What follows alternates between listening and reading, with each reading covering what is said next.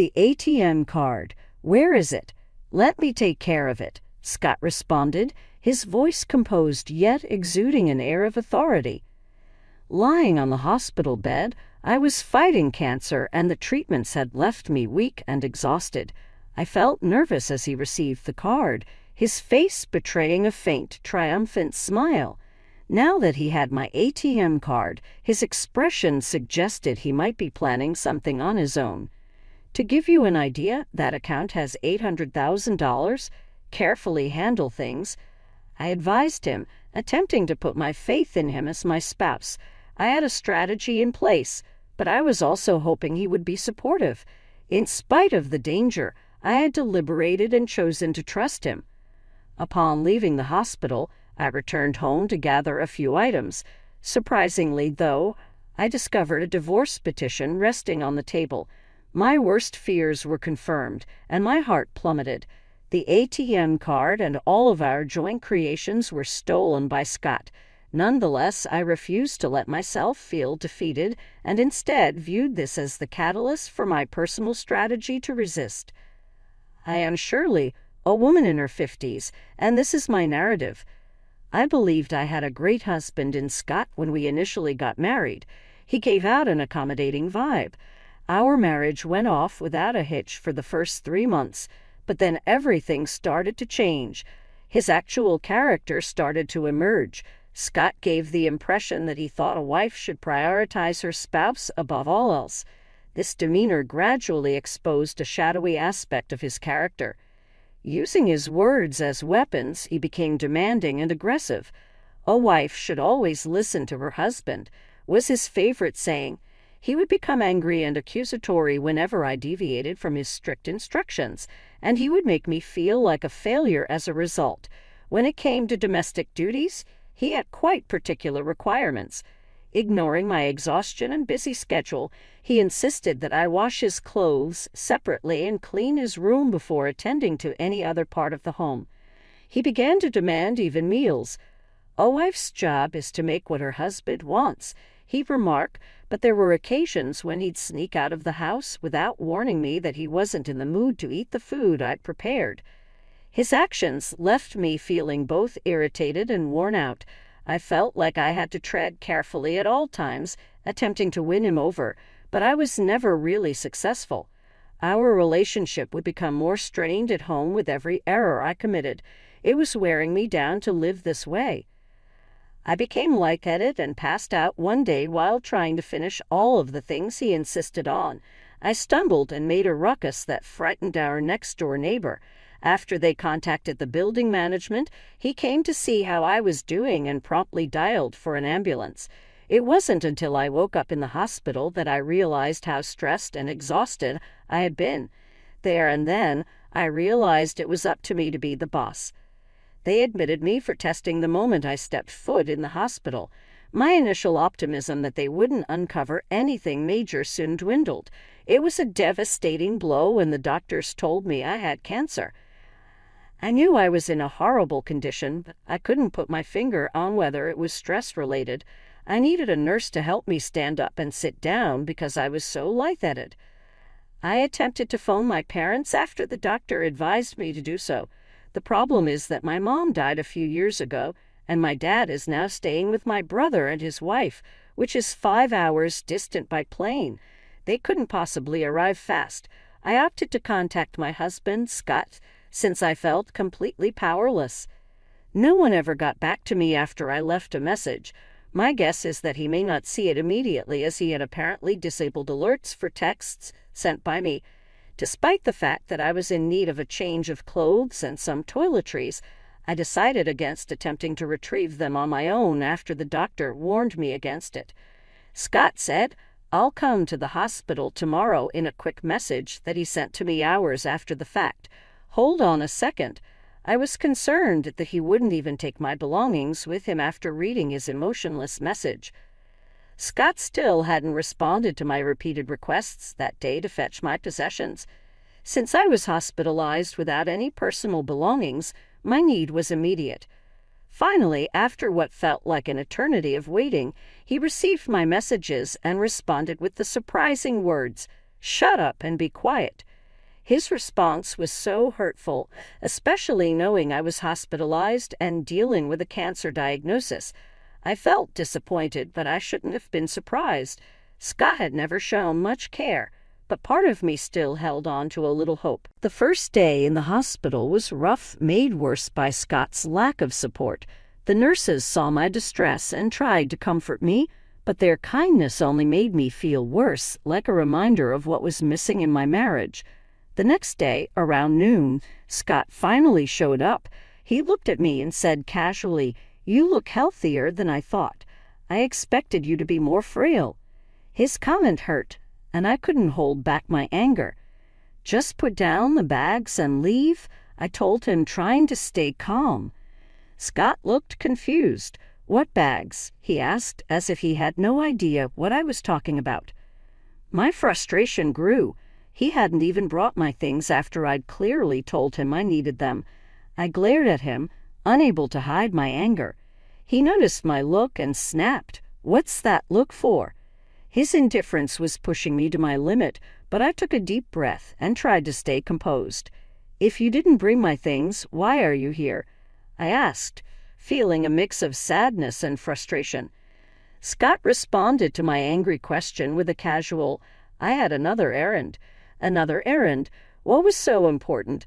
I asked, feeling exhausted and drained after a sleepless, stressful night. I waited, watching him hesitate as if he was deciding whether to tell me the truth. "If you have something to say it now," I insisted. Finally, he let out a small laugh and said, "Where's the ATM card? Let me manage it. Trust me." His real purpose became clear in that moment. He had come here not out of concern for me, but to get control of the ATM card and seize our savings for himself. His self-centeredness, even in this situation, made me feel a deep sadness.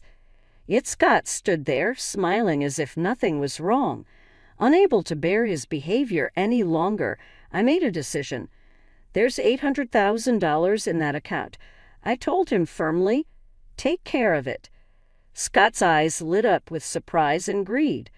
To give some background, both Scott and I had worked regular office jobs before we got married, and we didn't make much money back then. So where did this $800,000 come from? The answer was stocks. After I became a housewife, I started investing in the stock market on a friend's advice. I did this quietly while taking care of the house, and recently I made a large profit. Initially, I wanted to keep this money hidden, afraid of what Scott might do if he found out. But now my desire for revenge drove me to tell him. Seeing his greedy reaction confirmed my suspicions. "The ATM card is in the third drawer of the shelf," I said with a gentle smile. "Go ahead, take it." Scott looked stunned but quickly regained his composure.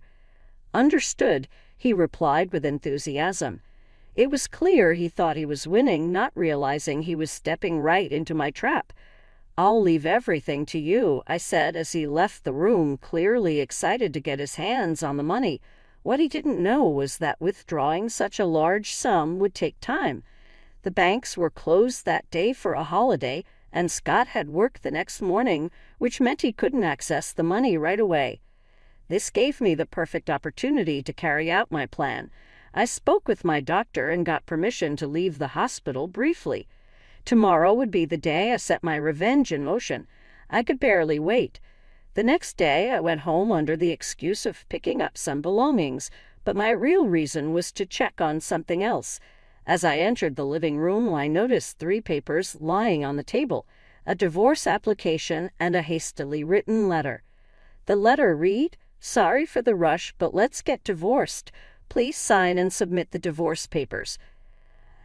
I checked the shelf and confirmed my suspicion. The ATM card was gone. Scott had taken it. Most people would feel devastated to lose such a large sum, but instead I felt a small smile creep onto my face. "Operation successful," I whispered to myself. If Scott had been there, he would have been furious, demanding to know what I meant. I started by filling out the divorce application, putting an official end to our relationship. Then I packed the essentials I needed for my stay in the hospital, Leaving the house we had shared for years felt strange, but I didn't look back. On my way out, I submitted the divorce application, making sure our ties were truly cut. Back at the hospital, I prepared for the new challenges ahead, speaking with my doctor about my treatment and what I should expect. Later, while resting in my hospital room, I noticed multiple missed calls on my phone, all from Scott. He had also sent several messages, mostly asking about how to withdraw the money. To avoid disturbing my roommate, I stepped into the hospital's common area where phone calls were allowed and returned his call. Finally, I can't withdraw the money. Please tell me how to do it, Scott said, sounding more panicked than I had imagined. It seemed he needed the $800,000 urgently, but I felt no need to help him. If you can't withdraw it, then give up, I replied, keeping my voice calm and cold. Don't be so harsh, he pleaded. We were husband and wife, after all. Maybe we should help each other. I couldn't believe what I was hearing. Husband and wife helping each other. His words felt like nonsense. Scott's actions had shown he only cared about himself, and I knew he was driven by nothing but greed. Are you really having trouble withdrawing the money? I asked, trying to keep my tone neutral. Yes, he answered, sounding desperate. I urgently need that $800,000. Please just tell me what to do. Hearing him so desperate was something new. It was almost amusing to hear him, usually so controlling. Now sounding so cornered, I almost laughed, but I kept myself composed and decided to give him the truth. The method you're trying is correct, I told him, letting the words sink in. But the ATM card you have now, it won't work anymore. There was silence on the other end as he processed what I had said. The card he had taken would no longer give him access to the money. I could imagine the shock on his face as he realized he had fallen right into my plan. I spoke plainly. The card won't work anymore. What do you mean? He shot back, disbelief in his voice. An ATM card should just work. Yes, normally it would, I replied, but the one you took is now useless. Why? He demanded, sounding both shocked and frustrated. Because I filed a report for a stolen card earlier today. The ATM card is now just a piece of plastic, useless to you, I explained calmly. There was silence on the other end as he tried to absorb the news. That morning, I had stopped by the bank and reported the card as stolen. Scott had taken it without my permission, planning to take the $800,000 I had saved up for himself.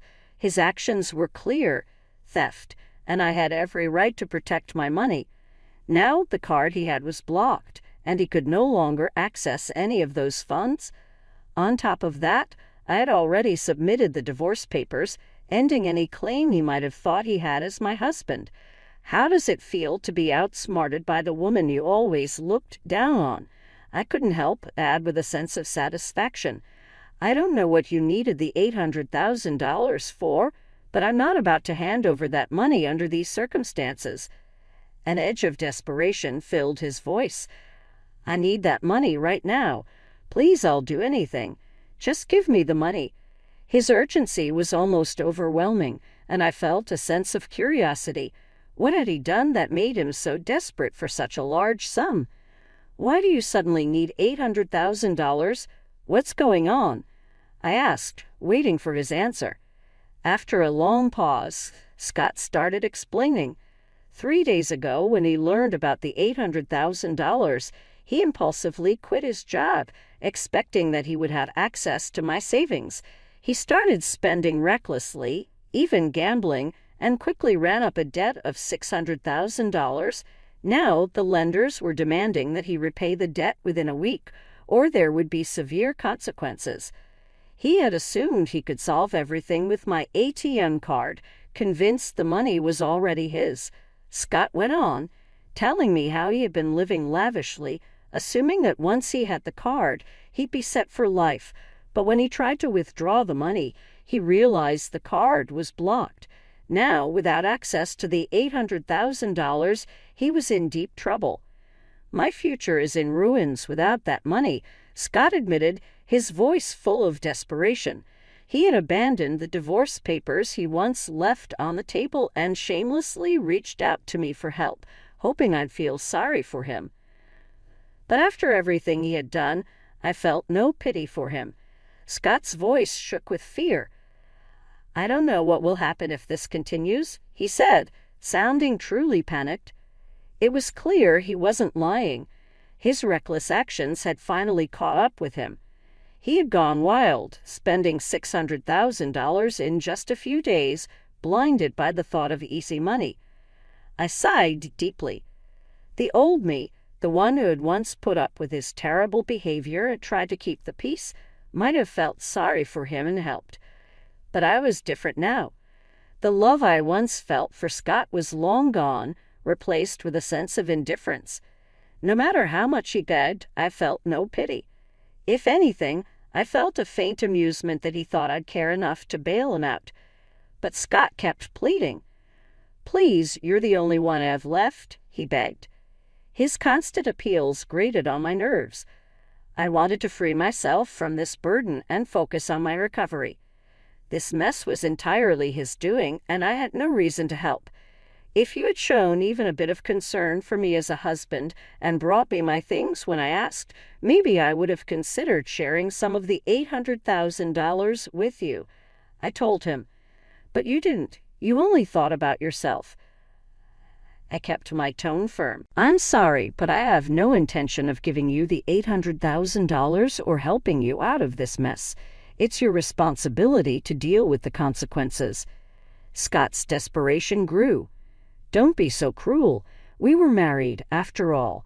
You can't just erase everything we had because of one piece of paper." "What relationship?" I shot back, my voice sharp. "You've only leaned on me, taking advantage whenever it suited you.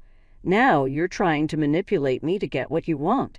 I refuse to waste any more time on you, and I won't give you the $800,000, no matter what you say." Scott's voice became frantic. "Please, Shirley, I'm begging you. You're the only person I can turn to. If you abandon me, I don't know what will happen." His words had a tone of blame, as if somehow I was at fault for his situation. But the truth was clear. His own careless spending had led him here. If he hadn't splurged recklessly, if he hadn't cut me out of his plans, he wouldn't be in this mess. This was entirely his doing. "Stop making excuses," I replied, my voice steady and cold. "You're just facing the consequences of your own choices. Handle it yourself." With that, I ended the conversation, feeling a weight lift from my shoulders. Scott had dug this hole, and now he would have to find his own way out. For once, I was free to focus on myself and my own healing. I ended the call with a firm final message to Scott. When he kept calling back, I ignored him and eventually blocked his number to stop any further communication. With the divorce papers filed and submitted, Scott and I were no longer connected in any way. He had officially released me. I shifted my focus entirely to the battle against cancer after experiencing a wave of relief. It was a long and arduous road full with treatments and difficulties, but I made it through. Upon leaving the hospital, I felt as good as new, as if I could begin anew. I found out about Scott's disappearance through a friend after I left the hospital. He had attempted borrowing money from friends and family in a desperate attempt after he lost touch with me and couldn't get any. He pleaded with them for $600,000, but nobody would lend him a dime because his demands were so urgent. It seems like he was experiencing more hardship than he had anticipated, but I had no idea what happened to him afterwards. I felt a sense of relief and contentment after realizing this. I chose to vacate the residence I had previously lived with Scott after my recovery. A new, serene, and completely my home was mine when I found it. I started working from home as well, relishing the autonomy and liberation that accompanied this new chapter in my life. I was relieved to finally be in charge of my life, and my financial situation was solid. My friends would occasionally inquire as to whether I was thinking about remarrying or finding a new partner. Any notion of getting married was swiftly banished by the terrible memories of my time with Scott. Living independently brought me so much serenity, and I had come to appreciate my independence. With a clean slate before me, I felt completely at home in my new house.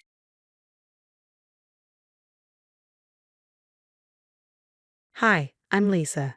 Every morning, walking into my classroom and seeing those bright little faces light up, that's what I live for. Money never mattered much to me, not like it does to them. Mom raised me right. She's been a second-grade teacher for 30 years and taught me that real wealth isn't about designer labels or country club memberships. She taught me to value the things that truly matter. You're really something special with these kids, Linda says, watching me help Tommy with his alphabet. Linda's been my rock since I started teaching here 3 years ago. Just doing what I love. I reply, forcing a smile. I don't mention the text I just got from Stephen about another family dinner tonight. I met Stephen 2 years ago at Riverside Coffee. Back then, he was genuine, kind, and laughed at my terrible puns. A junior attorney who seemed nothing like his family's ruthless reputation. You're not what I expected from a Parker, I told him on our third date. Maybe the Parkers aren't what you expect, he said. Oh, how wrong he was. The first dinner at their mansion should have been my warning. Robert Parker, Boston's most notorious real estate mogul, sized me up like a property assessment. His wife, Margaret, wore a plastic smile to match her designer everything. And Amanda, now my sister-in-law, barely concealed her sneer. A teacher? How charitable, Margaret said, sipping her wine. We support many educational initiatives, Robert added, ever the salesman. Perhaps we could find you a more suitable position. I love my current position, actually, I replied, trying not to bristle as Stephen tensed beside me. That's when it started, the subtle digs, the backhanded compliments, the relentless pressure. At first, Stephen defended me. But slowly, I watched the man I fell in love with fade away, replaced by his father's puppet. Maybe Dad's right, he said last week. The private sector has better opportunities. Better for who, Stephen? Your father's image. Linda notices my distraction during recess. Parker family drama again. They're hosting their annual charity gala next weekend. The one where they pretend to care about underprivileged kids while treating their cleaning staff like dirt, I mutter. You don't have to go, Linda says gently. Stephen says it's non-negotiable. Dad's biggest night of the year. I mimic his corporate tone. My phone buzzes. Another text from Margaret. Darling, do try to wear something appropriate this time. The Parkers have standards to maintain. I close my eyes and hear Mom's voice. Stay true to yourself, Lisa. The right people will love you for who you are. But I can't shake the feeling that this gala will change everything. The night I'll learn what it really means to be a Parker and why I'll never be one of them. The grand ballroom sparkles with chandeliers and fake smiles. My feet ache within an hour, but there's nowhere to sit. Every chair at the family table has a gold nameplate, none bearing my name. These seats are reserved for family members who actually contribute to the Parker legacy. Robert announces loudly, ensuring the surrounding socialites hear every word. Amanda glides past in her Valentino gown, champagne in hand. Oh, Lisa, that dress is so quaint. A&M is really stepping up their game. She snaps a photo, no doubt for Instagram. Teaching is such a darling hobby, Margaret chimes in, adjusting her diamond necklace. Though surely it's time to consider a real career, the Parker name carries certain expectations. Stephen remains buried in his phone, pretending not to notice as I shift uncomfortably. The man I married would never have allowed this. But that man is long gone. Hours later, my back aches, and my patience wears thin. In the restroom, I catch Amanda's Instagram story. When the help forgets their place, the photo shows me standing awkwardly by the table. From outside the door, voices drift in. She's becoming a liability, Robert growls. A kindergarten teacher? The board can barely contain their amusement, Margaret scoffs. Either she quits that ridiculous job or we ensure this marriage ends, Amanda adds gleefully. I already have the perfect replacement lined up. My hands tremble as I leave the restroom, my composure hanging by a thread. Pamela, Robert's assistant, intercepts me, pressing a folded note into my hand. The bathroom in the East Wing is quieter, she whispers, her tone deliberate. And Mrs. Parker, there are things you should know about this family.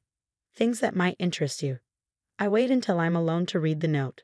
They did this to me too. I have proof of everything. Meet me at Riverside Coffee tomorrow, 8 o'clock a.m. Come alone. As the gala winds down, Robert raises his glass. To family, he declares, and upholding the Parker name. Stephen finally looks at me, really looks at me, for the first time all night. For a moment, I see a flicker of the man I married. But then Robert clears his throat, and Stephen's eyes go cold again. Ready to go home, babe? He asks, already walking ahead. Home. The word tastes bitter now. As I follow him out, Pamela's note burns in my clutch like a promise. They think they've broken me. They think this is the end of the story. They have no idea. It's just the beginning. At 8 o'clock a.m. sharp, Riverside Coffee is quiet. Pamela sits in a corner booth, a thick manila envelope in front of her. I was Robert's first victim, she says quietly. 10 years as his executive assistant, watching him destroy lives. I flipped through the documents inside. Property assessments, falsified safety reports, bank transfers, each page a smoking gun. Those affordable housing projects. He's evicting elderly residents, paying off inspectors, pocketing millions, Pamela explains. My hands tremble. Stephen handles the legal paperwork, she adds. My heart sinks. He knows exactly what he's doing. Later that week, Linda introduces me to her brother Marcus over lunch. He's an investigative journalist, she explains, been tracking the Parkers for months. Their charity foundation is a front, Marcus reveals, pulling out his laptop. Photos flash on the screen, empty buildings where they claim to run community programs. Amanda runs fake fundraisers. The money vanishes into offshore accounts, Marcus says grimly. At home, I play my part perfectly. Of course I'll attend the foundation meeting, I say sweetly, watching Margaret smile and nod. I record everything on a hidden device as Amanda brags during their weekly strategy sessions. Those idiots actually believe we're building a youth center, she laughs. Meanwhile, Daddy's demolishing their homes next month.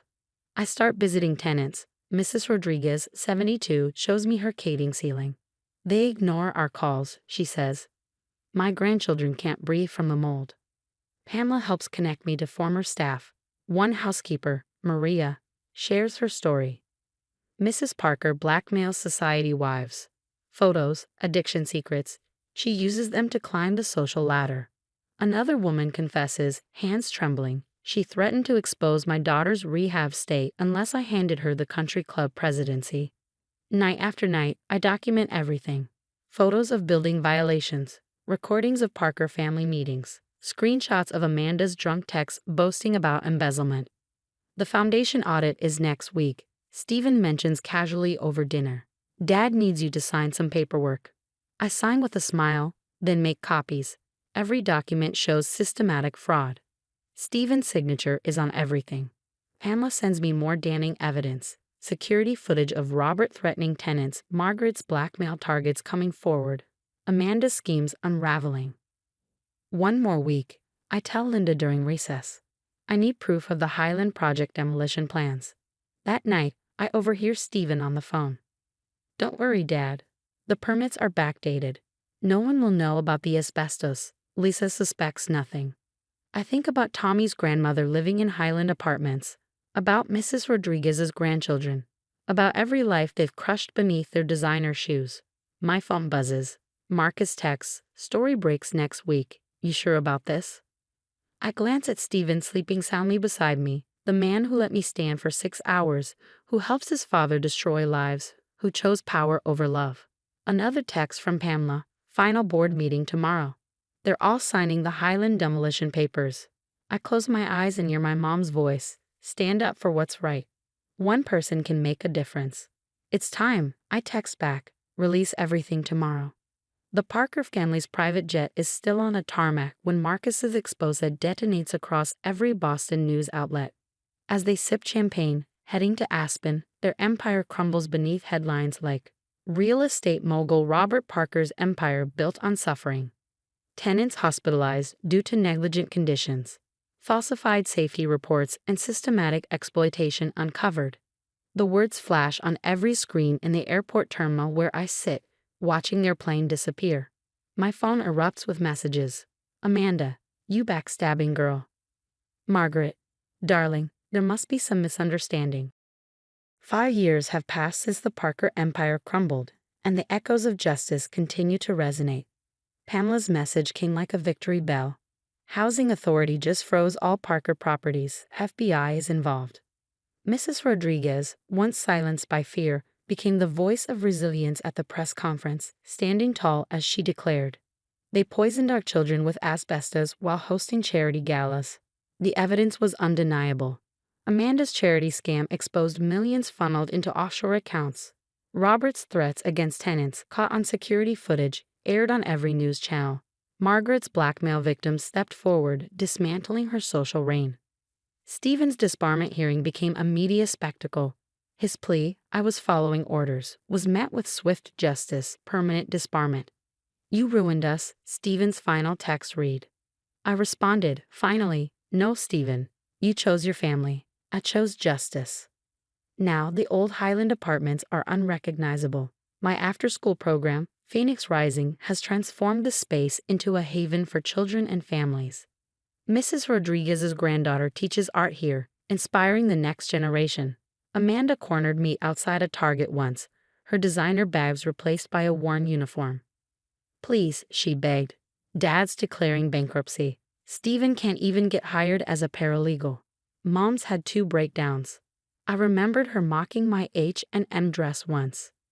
Karma's got expensive tastes, Amanda. Margaret tried ambushing me at a coffee shop. "We've learned our lesson, Lisa. The family's changed. Like you changed those safety reports, those charity records," I replied, walking away. Robert's last desperate move came through certified mail. A settlement offer on the same paper type he used for eviction notices. I shredded it. Today, I stand in our newest center, built on a land where the Parker Foundation's empty headquarters once stood. The garden blooms where Robert once envisioned luxury condos and Stephen signed fraudulent permits. "Miss Parker." Little Emma tugs my sleeve. "Can we plant more flowers in the garden?"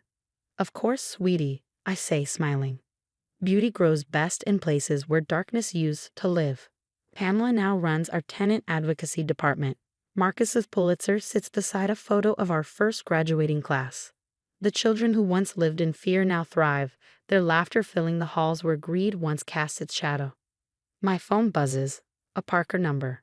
Another plea for reconciliation, another desperate attempt to rebuild their shattered reputation.